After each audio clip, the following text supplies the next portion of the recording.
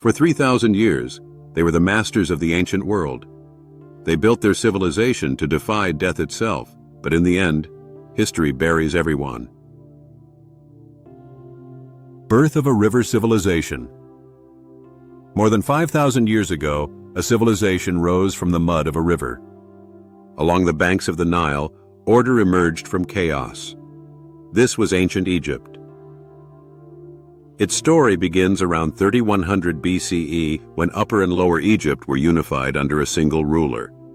For the first time, the Nile was not just a river. It was a clock, a calendar, and a lifeline. Each year, the floods returned. They left behind rich black soil.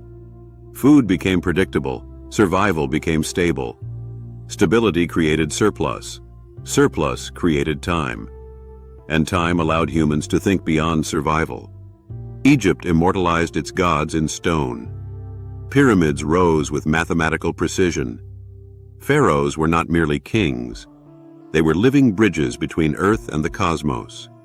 For centuries, Egypt mastered one thing better than almost any civilization in history: continuity.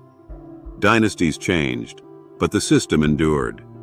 Religion, bureaucracy, writing, and agriculture formed a self-reinforcing machine. But permanence is an illusion. The cracks beneath stone. The first cracks appeared not through invasion, but through complexity.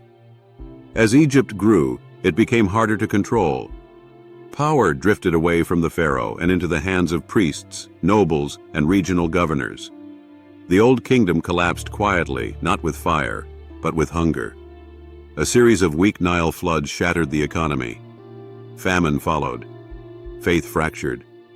If the pharaoh was divine, why did the river fail?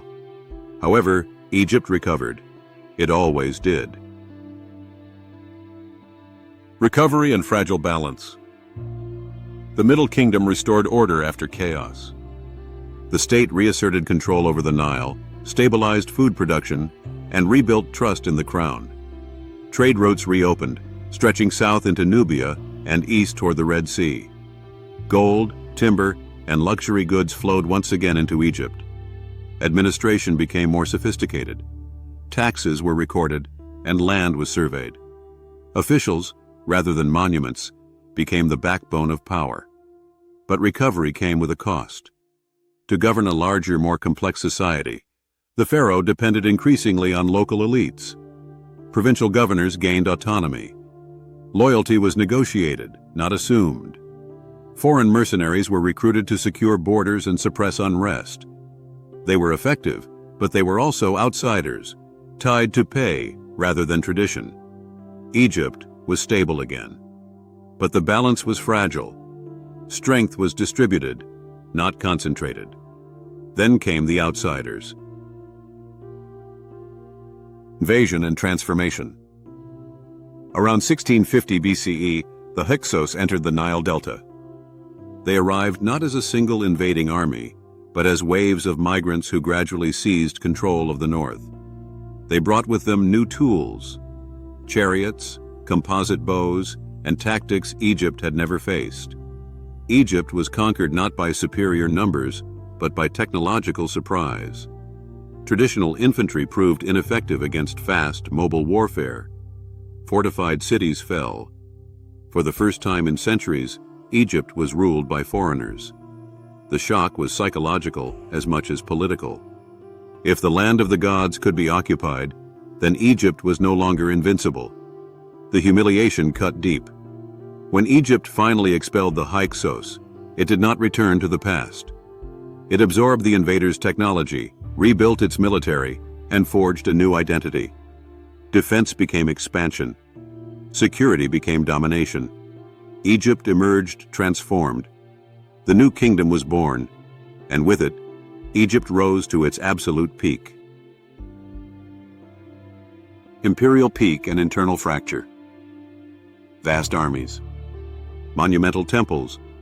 Pharaohs like Hatshepsut, Akhenaten, and Ramses II ruled a superpower of the ancient world.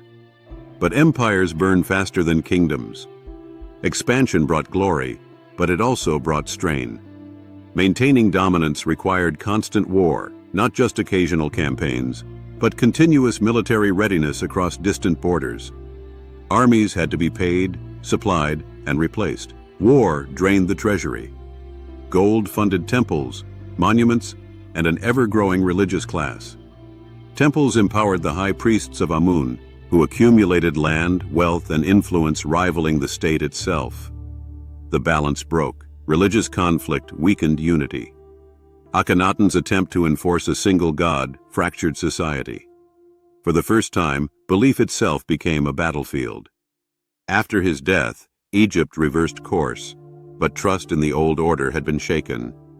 The empire still stood, but its foundations were no longer aligned. Meanwhile, the world was changing. A world moving on. The Bronze Age collapsed across the eastern Mediterranean. Trade networks failed. The Sea Peoples attacked from the north.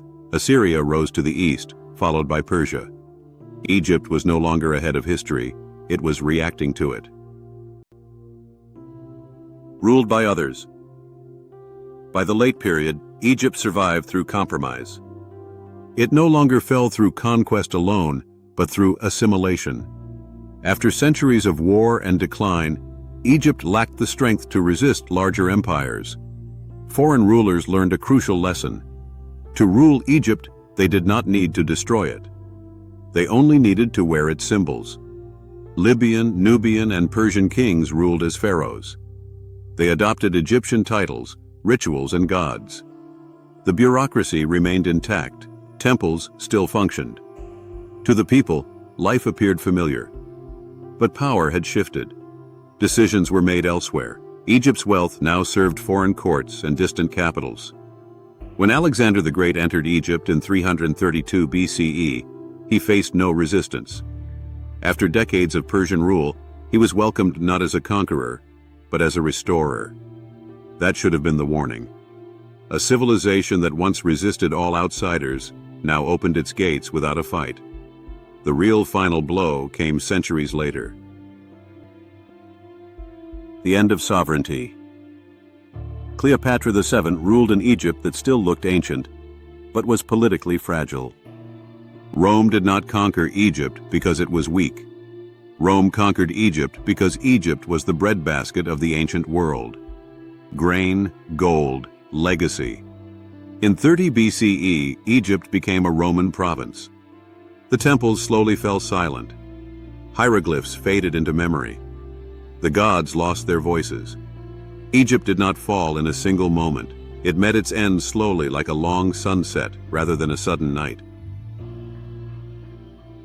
Time always wins.